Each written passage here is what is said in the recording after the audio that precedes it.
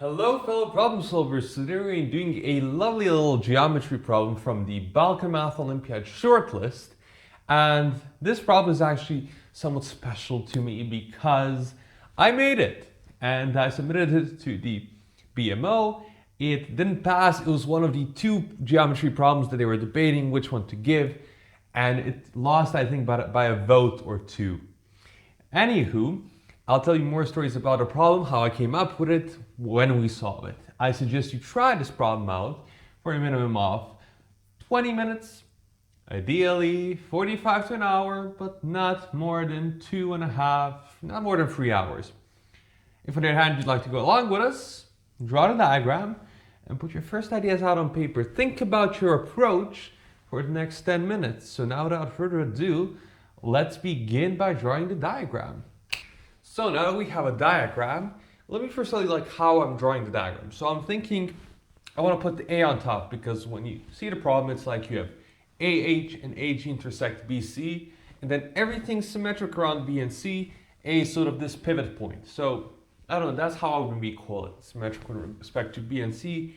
A is unique because AG and AH are intersecting this side, and we have this. So the first order of business is saying, okay, what does it mean for these two things, these two lines, XD and YE, to intersect on the circumcircle, right?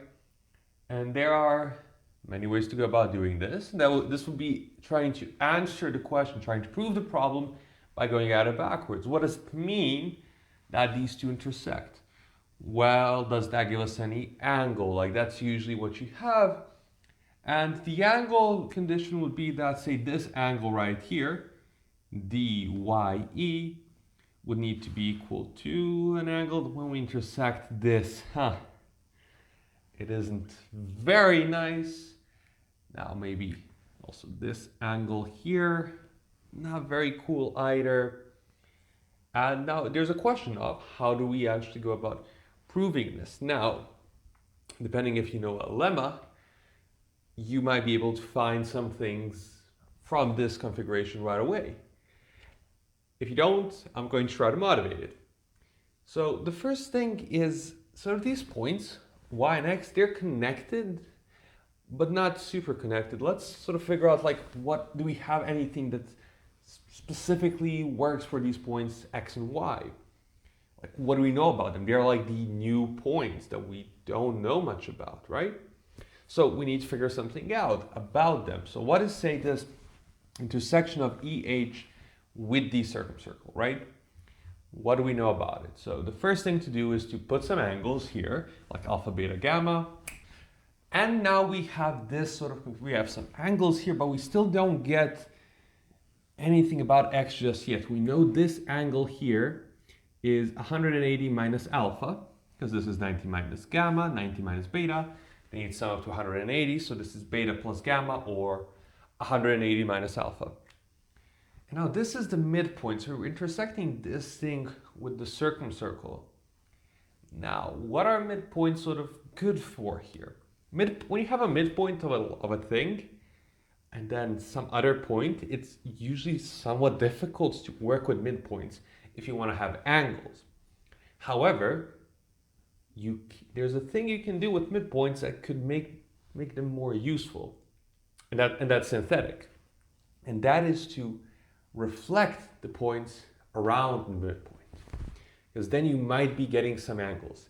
And here that actually ends up being the case, because if you reflect H with respect to E to a point H prime, then what do we know? Well, we know that then because EC is EB and EH is EH prime, then we know that you can have it by congruency of the triangles HEB and H prime EC, and this angle, you have these sides.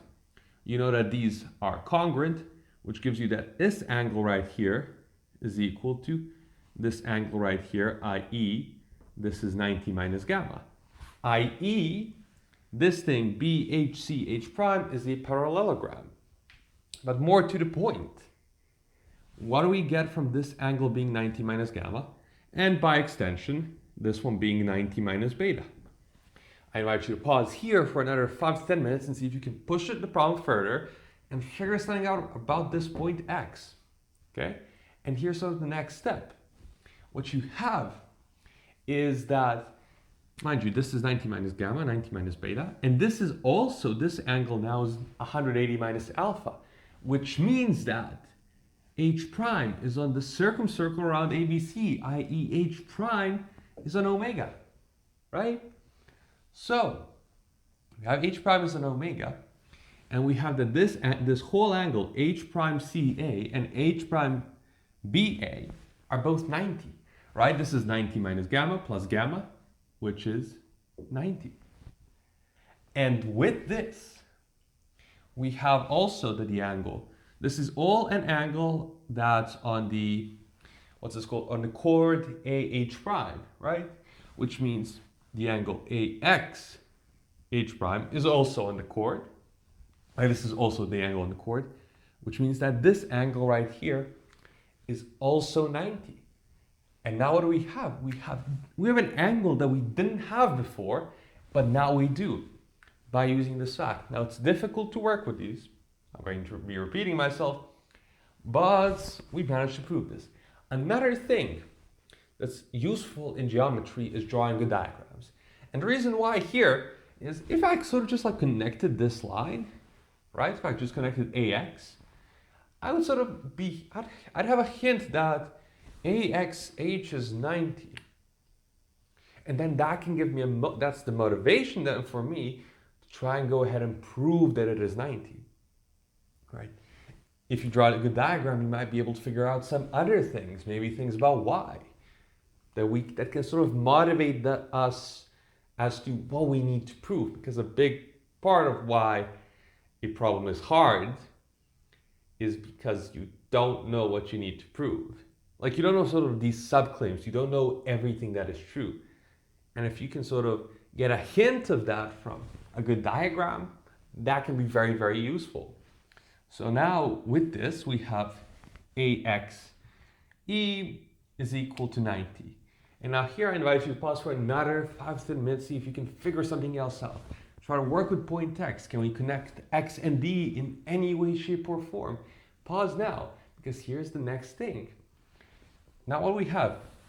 We have AX, H prime is 90. We have AXE is 90. And also ADE is 90, right? This is a perpendicular. So we have now, this is something that's very cool for us. We have this angle right here is equal to this one right here. We have an angle at which XD will intersect this circumcircle. And not only that, we sort of have a chord now. We have this chord which is going to have the same angle as DAE, which feels more familiar. Again, it's difficult to get angles with these sorts of, with midpoints. However, here it's like it's like this point is completely unknown to us at the moment. So this seems even more complicated. I'm saying this point when I say we intersect XD with the circumcircle, and then we try to prove that these three are collinear, then we'll have this angle, right? And that's useful because then this angle, we will need to prove that if the point of intersection is a point P, we'll need to prove that this angle right here is equal to this angle right here, right? That the angle called the point of intersection P. We are done if we prove that PX H prime is equal to PY H prime, right? And like we're done if we prove this. But this is equivalent to DX H prime being equal to, what is this? This is EY H prime, the angle EY H prime. And now maybe there's something about this angle here being equal to this that we can sort of get when we're trying to prove that these two angles are identical. Maybe there's a similarity, maybe there's a congruency, but it's sort of hinting at what it is we could prove. Now, another thing we could do is we could go and try to see, okay, let's define the point P. Let's forget about these sorts of like the Y point. Let's forget about Y, the YE intersection. And let's see what holds true for point P. Maybe this point P is special in some way. Maybe it's not, but maybe it is. And maybe there's something for us to look at there. And if we now try to calculate the angles, which is sort of the next sort of thing here, if we try to go out down this route, what do we get? Well, we get that the angle, so we have these 4 points are concyclic. So call this angle, let's call it X. So this is X, this is point P. So we have this angle right here is X, and it's also equal to this, i.e. we have, when you connect these two, we have that this whole angle, the angle PAH prime, is also X. Now, what does this mean? This means that the angle EAH prime is going to be equal to the angle PAH, or PAD. So now we have PAD. We also have, note, this angle right here is going to be equal to what? It is 90 minus beta. So that gives us that the angle BAP is equal to the angle EAC. And now this, mind you, we have BAP, we have this angle is equal to this whole angle, and we also have an angle gamma, i.e. we have some similarities here. In other words, we have that the triangles, what is it? ABP is similar to the triangle, so where do we get? We have this angle at A, so it's at A, then ABP, AEC. And now from the similarity, we just had the angles, but now we also have something with, this is, mind you here, X and D and E are symmetric with respect to B and C, right? It doesn't lean one way or the other. It's not defined by them in any way, shape, or form. Which gives us what? Now this gives us that if we have this for ABP and AEC, E is symmetric, we should also have the similarity ACP should be similar to the AEB, to triangle AEB.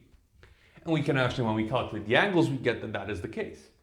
You just have the other angle are also equal. Alpha minus this is equal to alpha minus this.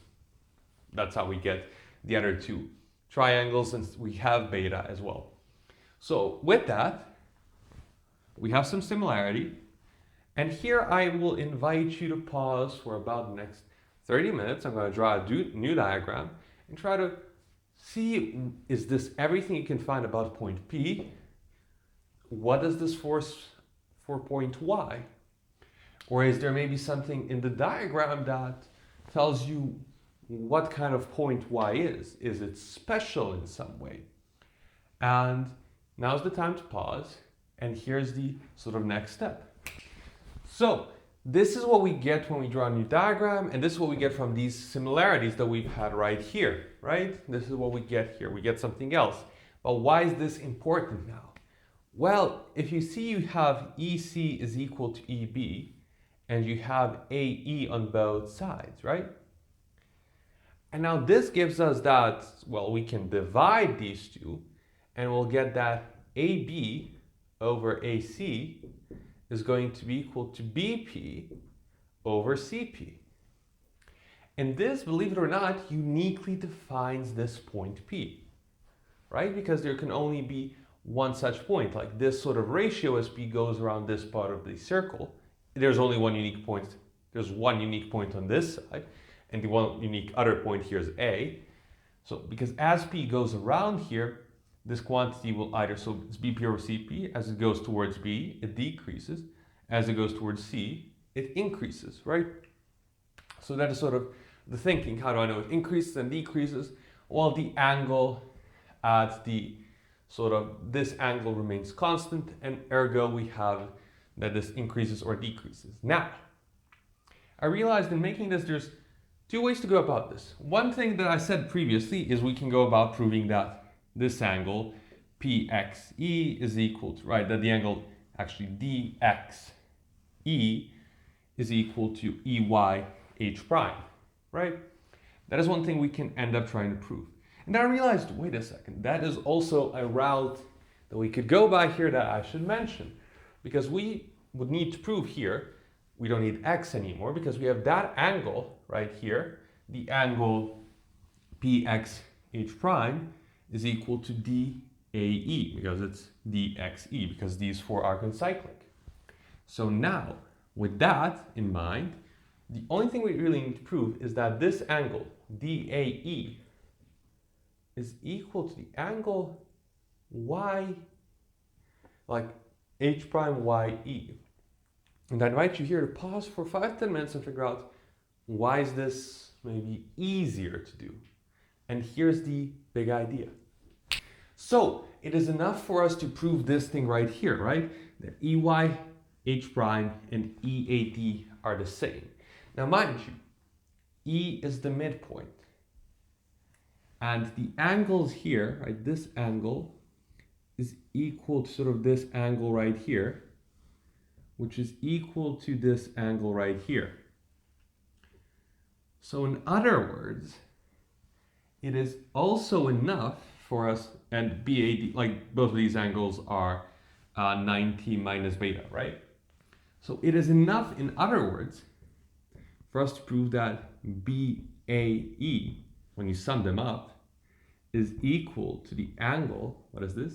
CYE, CYE. And by pure, mind you, Y is also defined in a way that's symmetric with respect to B and C. Again, this is why in geometry you need to keep track of the symmetries. And what do we have here? So this is what we know, that these angles are equal, right? So we have that it is really enough for us to prove that EYC and BAE are the same. Now this is the midpoint, and we have this angle is equal to this angle. There's no way for us to really say definitively, maybe, actually there might be a way for us to definitively say that this uniquely defines Y. But I don't want to go down that route. I'm just going to say that there is like this symmetry thing happening here that could be useful. And that is one route that you could go down. And the problem really then ends up being prove that BAE is CYE, right? Where you forget about all the points like X and Y, like you only have Y, but you forget about the points. Okay, you don't really lose a lot of the points. Like you still need the definition of Y, which does use D and G. But maybe it's a way for us to see sort of what Y has to be. I'm really trying to motivate that. And that is one way to go about it. However, let me go back to the original thing I was planning on doing, which is now B, P. So P, E, and Y need to be collinear, right? And we have that this thing holds true for P. So Y would then be the intersection of PE with the circumcircle of ABC. Why do I define it like that? I define it like that because I know a fact that when I have a triangle here and a midpoint, and I intersect this with the circumcircle, I have similarities, right? Because the way you have, so say, power of a point at a triangle, when you have 4 points on a circle, the way you prove power of point, and this is why it's important to know how you prove things, is by really doing these sorts of similarities that you have. Like this is similar to this, ergo you have power of point. Now here, this is very useful, because when you have this is equal to this, say you have some triangle X, Y, Z, you have M as the midpoint, you intersect this at T. Now what do you get? Well, you get that MZ, right? You have this, okay, MZT is similar to what? MZT is similar to is here, so it's again going to be M, and then Z is this angle, so MXY. And then what you have here is you have that MZ over MX. Sure, you have MT over MY, and you have ZT over XY. And the important thing here is this MT over MY is going to be the same when we do this triangle. We're going to have MZ over MT. We do the similarity between these two triangles. And we'll have again that is equal to what happens when we switch it around. We'll have, so not MZT, but we'll have MYT, and we switched around really just because, mind you, symmetry, you can prove this, but you have it directly from symmetry for yourself, how you can think quickly about geometries. Okay, I have this symmetry, bam, and then I prove it, it's there. Usually it's there. Sometimes there is a sort of thing where if this side is greater than this side, actually here it's the opposite, if there's some like inequalities between the sides, then you get things work on one side but not the other. So usually when there's symmetry like this, you're good to go. And here what we have is MYT. From MYT is similar to MX. So it's MXZ, right? I'll get that MT over MZ is going to be, so MT, MZ is going to be YT over XZ. And mind you, this means that these two things are equal, which gives us a similar thing to what we have here. However, it's the opposite in some way, right? We get that ZT, so ZT times, actually, wait a second, I might have messed something up. YT, XZ, no, I haven't. So ZT times, okay, so we have what? ZT times what? ZT is going to be times XZ is equal to YT times YX, right? We have this here thing, which is sort of the opposite, which is what we have here, but it's the opposite sort of sign. We have here that ZT over YT is going to be equal to what? It's going to be equal to YX over ZX. And this is like this, but it's the opposite. It's as if this was flipped. And why do I want to use this on P to define Y prime? To figure out what holds true for Y. Well, I want it because then I'll get that this sort of, let's call this Y prime. I'll have, using this sort of maybe lemma, I'll have that Y prime, so we'll have Y prime B over Y prime C is going to be equal to what? Well, by the lemma, Y prime B over Y prime C is going to be equal to PC over PB, which is going to equal what? It's going to be equal to AC over AB. And now, why is this cool? Why is this important? Well, now I have this, like this over this, is equal to this over this, and the same shared angle, which gives me side angle side similarity, which then implies that BAC and CY prime B are similar. However, given that we'll have that BA over CY prime is equal to AC over BY prime is equal to BC over BC, which is 1, we get not just similarity, but the fact they're congruent, which means what holds true for Y prime is that this is equal to this is equal to this. And so once you calculate the angles, mind you have for Y prime, this angle then becomes beta. And because this angle right here is 180 minus beta, that gives us what? It gives us that AY prime is parallel to BC. So now the entire problem is just prove that DG intersects the circumcircle at a point Y where AY is parallel to BC. That's what the problem is. And this is another thing that was sort of hinting at the same thing, that this is equal to this, we have the angle. It's kind of likely-ish, maybe not, that this will be a point on the circumcircle such that AY is parallel to BC.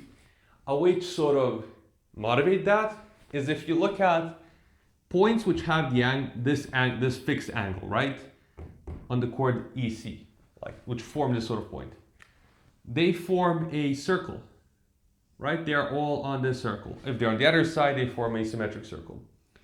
And this circle only has one other intersection with omega.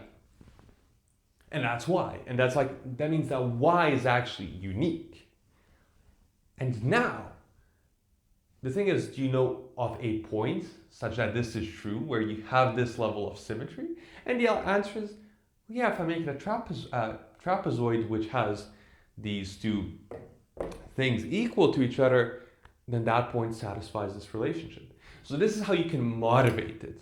And now you're left with proving that really dg, and y lie on the curvilinear, or that AY is parallel to BC. And there's two ways to go about it. One is homothety from G with radius, well, you can go from E to A. So that's radius -2, center at G. And that sends this point to A. It sends the midpoints to the other sides of ABC. And given it sends that, it also sends the 9-point circle, right? Because the 9-point circle contains the midpoints, and it contains the sort of feet of the perpendiculars, which gives you what? It gives you that the point D is sent to Y, and that sort of solved to Y such that this is 2 times this, and now this is 2 times this here is 2 times this. What do you get? You get that then these two triangles are similar, and because of the way they're similar, you have AY is parallel to DE, which is parallel to BC. And that's one way to go about doing this. Another way to go about proving this sort of same thing is, let me just clean the board. So the other way of going about proving this is reflect A with respect to E. Why do this? Well, because then you have sort of the intersection of AE, and you have, which is this point A prime, and the perpendicular from Y prime, which goes through this point right here, which is 90, the point diametrically opposite A. But it's also, the most important thing is that Y prime A prime is perpendicular to BC.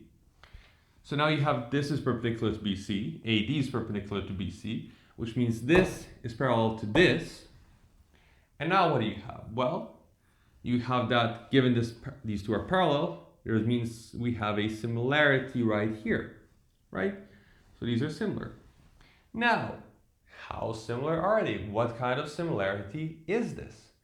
Well, this whole thing, Y prime A prime, is going to be equal to what? Well, this is really a reflection of A here, which means this here is half of this, which is because AY prime is parallel to BC is equal to AD. So this over AD is equal to 2 times AD over AD, which is equal to 2. So the factor of similarity is 2. And now what you get that this means that AG prime times 2 is equal to G prime A prime. Now at the same time, we know that EA prime, because this is a reflection, EA prime is equal to AE. So now I write this down as G prime A prime is going to be G prime E plus EA prime. EA prime is EA. So this is G prime E plus EA. And now what do I get? Well, AG has EA, right? So I'll move this thing right here. And I'll have, let's put it as This is what this is, G prime E prime, and so I have G prime E prime, I have AG prime. I'll move both of these here. No, I'll move this one here, I'll move this one here, I think. Actually, let me do this here. So I have, what do I have? I have 2 AG prime is equal to G prime E prime plus AE, G prime E plus AE. This thing right here is going to be equal to 2 times, what is this? This is 2 times AE minus GE, G prime E, and now the AE, now I get AE here, AE's cancel out, and 2G prime E goes here, which means it's equal to 3G prime E. In other words, this is a point such that this is 3 times as small as this, and there exists a unique such point on the line segment AE, which is the centroid, which we know to be the centroid, right? The centroid G also has that AE is equal to 3GE, so G prime is the same as G, which then means that Y prime is the same as Y, and this finishes up our problem. Now, the second part of this, the second part of this sort of a problem thing, because I made this problem, is how I actually came about making it. And the answer is, I saw a problem where we had this sort of thing, this intersection of EH, called this point, what did I call it? I called it X. And then I needed to prove once I intersect this here, XD with the circumcircle, that this sort of thing held that we had before, that BP over CP was AB over AC. And I knew that this point has a special name. It's the point where the symmedian of the triangle ABC intersects the circumcircle, like the asymmedian intersects it. Or symmedian, I don't know the correct pronunciation. And I proved that. And I also knew the fact that DG and Y, like Y being such that AY is parallel to BC, are collinear. And then I thought to myself, okay, these, and I knew that other fact with the midpoint once you reflected, such that these things change. This over this becomes equal to this over this, right? So I knew that I had that symmetry, and I knew I had that change. And I thought, wait a second, let me try to define them like this. The problem looks interesting enough, and in my mind, I'm of course very biased, but it's so cool, right? You have these like 2 points, H and G, and then you intersect them with BC. You do this intersection, and then you go back, and they meet on the circumcircle. I just thought that was very cool, and that is how I made the problem. I was very bummed out that it didn't just pass. I was just bummed out because I thought it was such a cool problem.